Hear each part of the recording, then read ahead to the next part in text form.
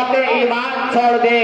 बड़े ही अदब और एहतराम के साथ मैं हजरत मौलाना मोहम्मद अकरम साहब अल-कासमी सदर जमीयत उलमा जिला गिरिडीह के खिदमत में अर्ज गुजार हो कि वह तशरीफ लाए और इजहार ख्याल पेश फरमाए। माशाअल्लाह जमीयत उलमा झारखंड के सदर हजरत मौलाना मोहम्मद हबीबुर रहमान साहब भी रौनक स्टेज हो चुके हैं। हजरत का इस्तकबाल मैं नारे के साथ करता हूं, आप मेरे साथ दिए नारे तकबीर, नारे तकबीर। जमीयत उलमा जिला धनबाद हजरत मौलाना मोहम्मद हबीबुर रहमान साहब। माइक पर हजरत मौलाना मोहम्मद अकरम साहब।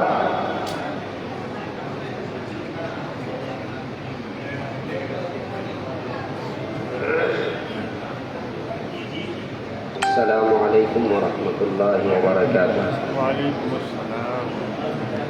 हामिदन व मुसल्लियन अम्मा बाद। अऊज़ु बिल्लाहि मिनश शैतानिर रजीम। बिस्मिल्लाहिर रहमानिर रहीम।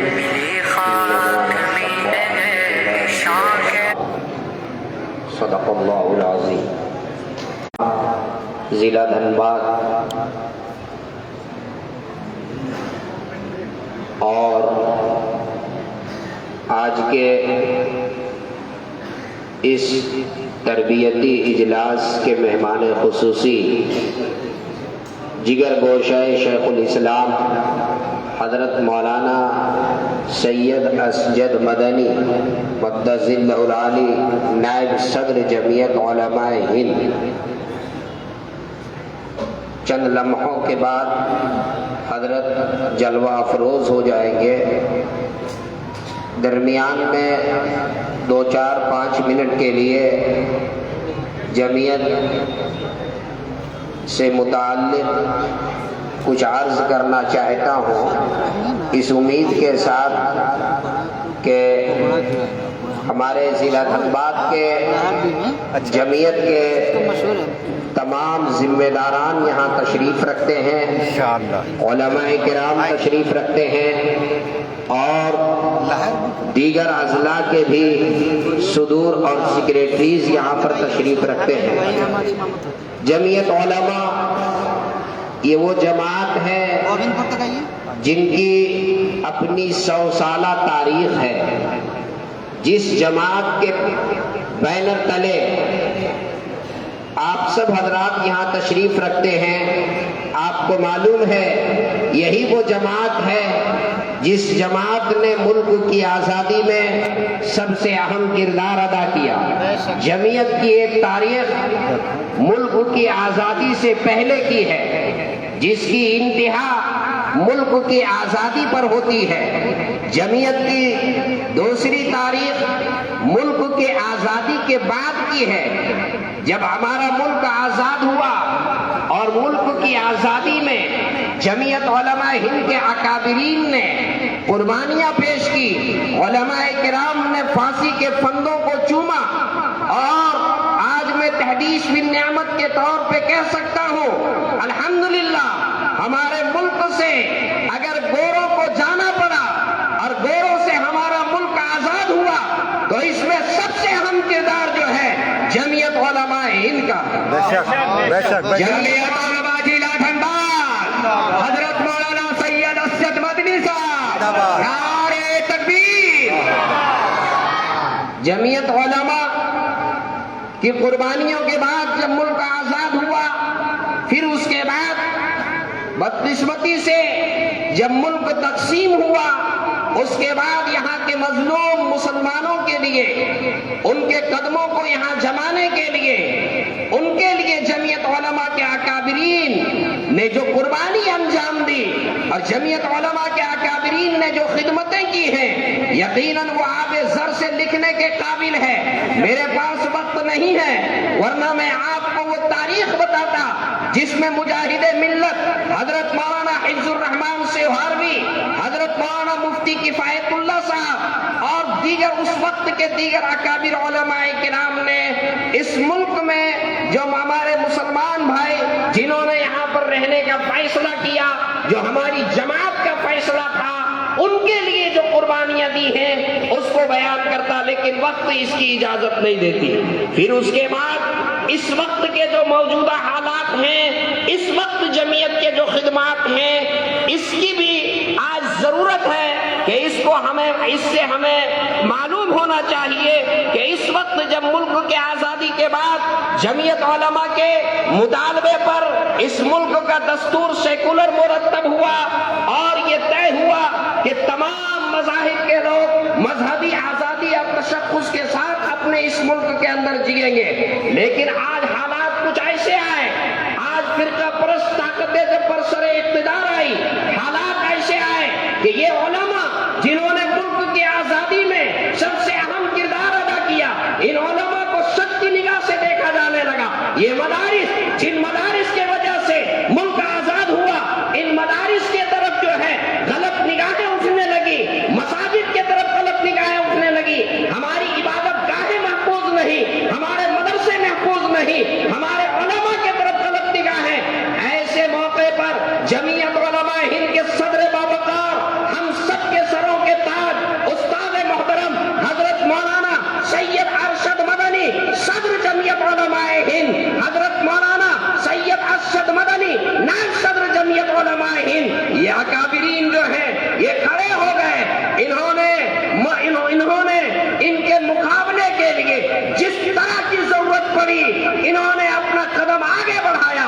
الحمدللہ جامعہ ملیہ کے اقلیتی کردار کا مسئلہ آیا، حضرت مولانا سید ارشد مدنی آگے بڑھے، جامعہ ملیہ کے اقلیتی کردار ان کی محنتوں سے الحمدللہ بحال ہوا۔ اس کے بعد بابری مسجد کے مقدمے کا مسئلہ ہوا، کون آگے بڑھے؟ حضرت مولانا سید ارشد مدنی صاحب۔ آسام میں NRC کا مسئلہ ہوا، کون آگے بڑھے؟ حضرت مولانا سید ارشد مدنی صاحب۔ اتراکھنڈ میں مدرسوں کا مسئلہ پیش آیا، کون آگے بڑھے؟ حضرت مولانا سید ارشد مدنی صاحب۔ اور بھی ابھی وقف کا مسئلہ پیش آیا، کون آگے بڑھے؟ حضرت مولانا کی شخصیت، جمعیت علماء